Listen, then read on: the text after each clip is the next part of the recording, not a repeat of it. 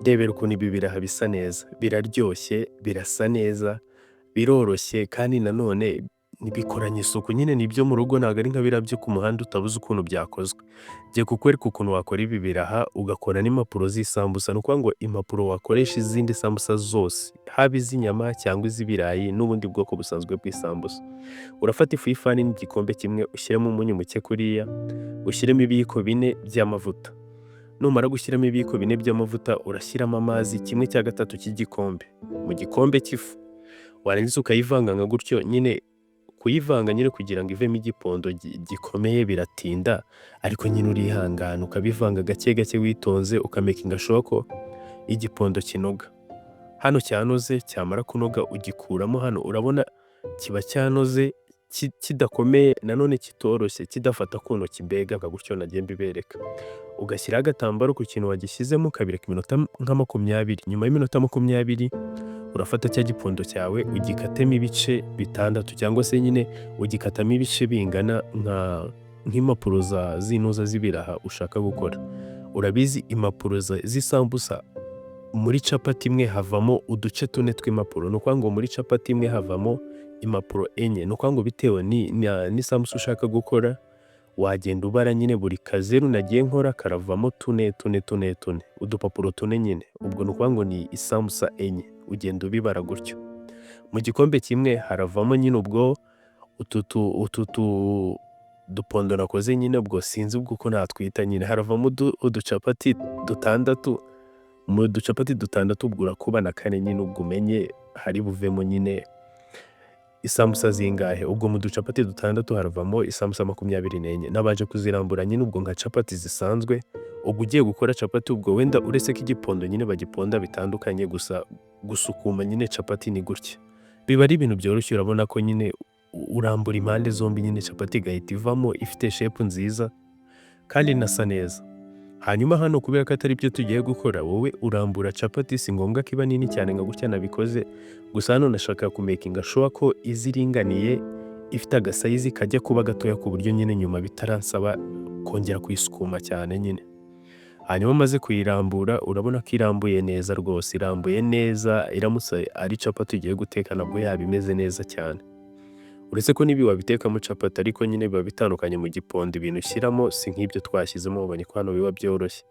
Uraripitinga process ya kuriya nagiye mbisukuma kuri twa ducapati twose, warangiza ugashyiraho amavuta make hejuru nk'akayiko kamwe gatoya, ugashyiraho agafu. Hano impamvu tubikora tuba tugiye kuzigerekeranya ni ukugira ngo zidafatana. Ni ukuvuga ngo ufata uruhande rumwe rwa capati ugashyiraho amavuta make n'agafu ukayubika hejuru. Iyo urangije gukora ukayubika hejuru, iya mbere ntabyo tuba twashyizeho, warangiza ukazigerekeranya. Hano nagiye ngerekeranya 3 kugira ngo nyine zitworohere kuziteka mu ipanu. Ndabereka ukuntu nyine icyo bimaze kugerekeranya capati nkeya.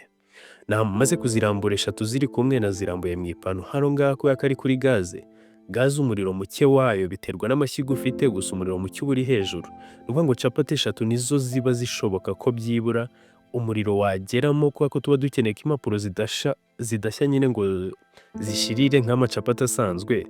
Ubwo ushyira ku muriro muke ukagenda uzengurutsaho nka gutya ipanu nagiye nyizengurutsaho, ugahindura ushyira ku muriro muke nk'amasegonda nka 20 wenda cyangwa 30 kugira ngo bidashirira. Urabona ko hano already hejuru kuyo hejuru yari itangiye gushirira, kandi ibi ntabwo tuba tubikeneye. Ihindura ibara gusa nka gutyo, zahinduye ibara ukagenda uyikuraho urupapuro rumwe ku rundi. Ubwo naripitinze process kuri za capati zose, zivamo capati zimeze gutyo. Ntabwo aba ari capati nyine ni impapuro ariko tutari twakata. Warangiza ukazikatamo bya bice 4 n'ababwiye. Ni ukuvuga ngo muri twa tubolls twakoze 6 haravamo amasambusa 28. Ubwo wowe bitewe n'umubare wari ugiye gukora wamenya utubolls uri bukore nyine, kuko buri kamwe ubwo buzi ko hari buvemo amasambusa 4 cyangwa se impapuro z'amasambusa 4 nyine tu.